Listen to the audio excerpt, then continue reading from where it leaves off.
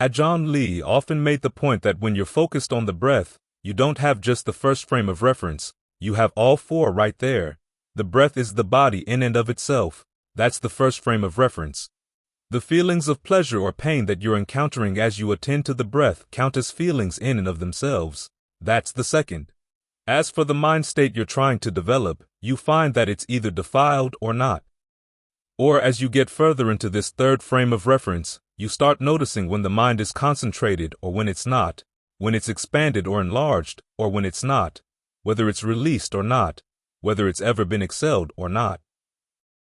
And then there's the fourth frame of reference, the Dhammas. Often we don't have a real handle on how to make use of that fourth frame of reference because it looks like little more than a list of Dhamma teachings, but it's much more than that. It's a list of different frameworks to keep in mind for dealing with problems that come up in the course of your practice.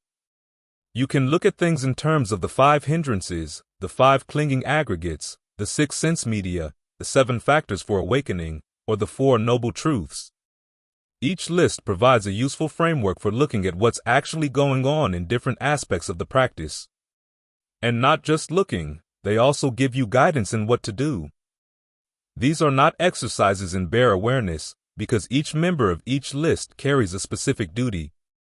Once you've figured out what's happening in terms of that particular framework, you know what to do in response. You know what to do proactively. For instance, as we're going through daily life, one of the main issues in practice is restraint of the senses. This is an area where it's good to use the framework of the 6 sense media. As the Buddha said in this context, when you're looking, try to notice. Where is the fetter in the looking? If you're listening, where is the fetter in the listening? And the fetter here is defined as a sense of passion and delight for what you're looking at or for why you're looking. It's not always the case that a sense of delight comes up only after you've noticed something delightful. Sometimes you have a very clear idea ahead of time of what you want to look for. You want to get riled up about something. You want to get attracted by something, so you go looking for trouble. This is especially true with thoughts. Notice, when a thought comes up, what's the appeal of this thought? Why do I go for this particular kind of thinking? Once you've looked at the appeal, then look for the drawbacks. What are the drawbacks of going along with that kind of thinking? If you gave that particular kind of thinking free rein in your mind, where would it lead you? If you notice a fetter, in other words, you really are delighting in something to the point where it pulls you away from your center, don't just sit there and say, "Oh, I'm fettered," and leave it at that. You've got to do something to cut the fetter, because those fetters are the cause of suffering, which means that your duty with regard to them is to abandon them as soon as you notice them. Of course, the big problem here is that we often enjoy our fetters. We actually create them for the purpose of enjoying them. So we have to do something we usually don't like to do, to look squarely at our enjoyment and see where it's causing problems. The delight may seem pleasant and entertaining right now, but where is it going to take you down the line? That's a framework you can use as you go through the day. And you can use it during your meditation as well. You're sitting here focusing on the breath, and all of a sudden your mind is off on something you saw last week, something you read yesterday, or something you're anticipating tomorrow. Look for the fetter. Where is the sense of passion? Where is the sense of delight in that particular thinking? What can you do to see through it to pry yourself away from that enjoyment? As the Buddha noted, the best thing is to pull yourself away from these unskillful ways of thinking and to encourage harmless ways of thinking instead. From there, you direct the mind into concentration. This is where the 2 frameworks of the hindrances and the factors for awakening become useful. When you sit down and try to get the mind concentrated, it's useful to figure out exactly what's going on here, which hindrance is bedeviling me right now. Once you're able to classify a disturbance as sensual desire, ill will, torpor and lethargy, restlessness and anxiety or uncertainty, then you know what to do with it. And sometimes just recognizing it as a problem gets you over the hump. This is because one of the characteristics of the hindrances is that they deceive you. When desire arises, your mind is usually already on the side of the desire. You don't see it as a problem. The thing you desire really is something desirable. When you have ill will for somebody, that person really is awful. When the mind is torpid, well, it really is time to get some rest. It's time to sleep. The mind is getting too tired, and so on down the line. You have to learn to see these attitudes as genuine hindrances, as real obstacles on your path, and not be fooled into siding with them. Ask yourself, what is this hindering me from?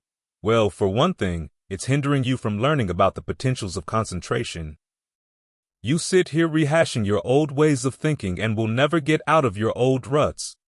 We read about the Ajahns, about the people in the canon who gained strong states of concentration. We read about the descriptions of concentration. But what's the reality of concentration? Exactly what do those words correspond to? If you spend all your time playing around with the hindrances, you never get to know. The only way to gain direct knowledge of these things is to bring some appropriate attention to the hindrance, seeing that it's a cause of suffering. Try to look for where the stress is, look for where the limitation is, to see how that hindrance is squandering your energy, and then look for ways to abandon it. When you do this, you're developing the first 3 factors for awakening: mindfulness, analysis of qualities, and persistence. Mindfulness is what helps you remember to look for what's skillful and unskillful. Analysis of qualities, which is nurtured by appropriate attention, is what enables you to recognize skillful and unskillful qualities as they arise. And persistence is what carries through with the desire to develop the skillful and abandon the unskillful ones. Analysis of qualities actually helps you in many ways. It not only recognizes what's skillful and not, but also helps you figure out how to undercut an unskillful state of mind, like a hindrance, and how to develop the remaining factors for awakening in its place. As a set, these 7 factors for awakening are a good framework for figuring out how to use discernment to get the mind to settle down. In particular, you look to see that these factors are balanced. If they're not, how do you bring them into balance? There's a sutta that compares this balancing act to getting a fire to burn at just the right level of intensity. In other words, you're trying to develop the fire of concentration, the fire of jhana, a steady flame of centered awareness. Sometimes it looks like it's about to go out because the level of energy is too low. In cases like that, you don't want to emphasize qualities like calm, concentration, or equanimity. You want to emphasize more active qualities, get the mind moving again. Analyze things as to what's skillful and unskillful, and then put in whatever effort is needed to get rid of the unskillful qualities and develop the skillful ones. In taking this more active role, you can develop a strong sense of rapture, refreshment, as the skillful qualities get strengthened. This further energizes the mind. If, on the other hand, your mind is too active and antsy, that's when you try to soothe it. Go for calm. Get the mind to focus on easing the breath, calming the breath down, working through tension in the body, until the mind gets more solid in concentration and can come to a state of equanimity and equipoise. So, again, these frameworks of the 5 hindrances and the 7 factors for awakening are not just guidelines for bare awareness. They're frameworks telling you what to do if you find yourself facing a particular type of mind state as you're trying to bring the mind to strong concentration. They help you get a sense of what your duty is, where you can find the path out of that particular unbalanced or unskillful state. Or if you find that you're balanced and the mind is doing fine, then your duty is to maintain it. You don't just say, "Oh, that's what concentration is like," and just let it drop from fear of being attached to it. You try to keep it going. You try to understand what causes it so that you can maintain it. This is where you try to bring in an element of willpower. A couple of years back, I was talking to a group of people in training to become Vipassana teachers. I was mentioning just this element of trying to keep the mind steady, and one of them said, "Well, it sounds like you're talking about using willpower, but I know that that can't be what you mean." And I said, "That's precisely what I mean. The element of intention is willpower, and it's something you've got to use in the practice. But you can't use just strength of will to get things done. You also have to use your understanding of cause and effect so that your use of your willpower is skillful. This is what the categories of the 4th frame of reference are for. They're there to help give you guidance once a particular state comes up in the mind as to what you've got to do if you really want to find true happiness.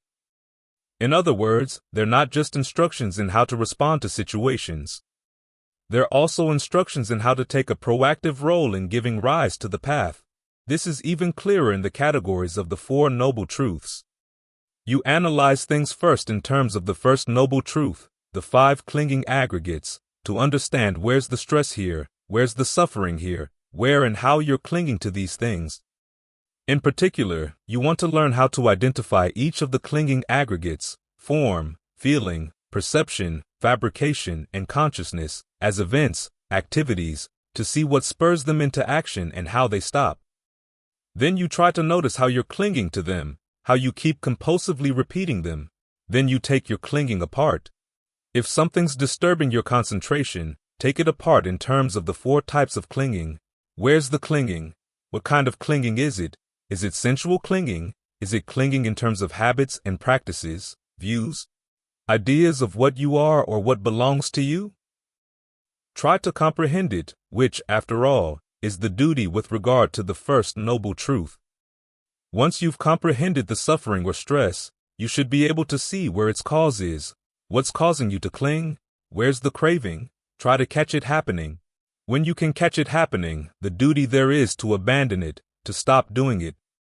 As for whichever aspects of the path that can help you see these things, you develop them, all 8 factors of the path, and particularly right concentration. This is where you get proactive. When you've mastered concentration, the framework of the 5 clinging aggregates comes in handy again. When all the factors of the path are in a good state of balance, you start analyzing the concentration in terms of the 5 aggregates to see where it too is stressful. Even the equanimity of the 4th jhana has its element of stress. You've got to look for that so you can develop dispassion all around. This is why, when you've mastered concentration, it's useful to take these states of concentration apart in these ways. Where is feeling playing a role there? Where's the perception? Where are the thought fabrications? Where's the consciousness of this? Which aspect are you clinging to? Can you see the drawbacks of that clinging? It's helpful here to look in terms of the 3 perceptions of inconstancy, stress, or not self, or of any of the perceptions that help to develop a sense of dispassion. You look for the inconstancy. Once you've perceived the inconstancy, you look to see that that's stressful. When you see the stress, you realize that it can't possibly be a happiness you'd like to claim as your own. Or you learn to perceive the aggregates that make up your concentration as empty, a disease, a wound. There must be something better. This line of perceiving, this approach, is what finally gets you past all your attachments and brings you to something really solid, something unfabricated. At that point, you can put even these strategic perceptions down, for they've done their work. You've been carrying out these skillful duties to arrive at something that doesn't carry a duty. As Ajahn Mun once said, Nibbana carries no duty for the mind at all. Each of the 4 noble truths entails a duty, but Nibbana is something beyond the 4 noble truths, something outside of the framework of the 4 frames of reference and their attendant duties. It's not an activity in any way. So it's helpful to look at this 4th frame of reference as a series of guidelines for action, as guidelines for your ardency. When a problem comes up, figure out which framework is useful for analyzing where you are in the practice and for pointing the practice in the direction you want to go. Learn to see what's going on in your mind in terms of these frameworks so you can figure out what to do, what's the duty here. This helps you to step back from just being in your thought worlds and allows you to take them apart in terms of their elements, the events and activities that put them together. This in turn gives you a much better idea of what to do with them, instead of what you have been doing, which has been to cling to them and suffer. This is how you take apart this big mass of suffering in the mind. If you learn how to take it apart, you really see it's not a solid mountain of rock, it's just a pile of gravel. And each little piece of gravel is not all that heavy. You can deal with it much more easily as a piece of gravel than as part of a solid mass of rock. So try to familiarize yourself with these different frameworks and you'll get a much better handle on how to deal with the problems of the mind.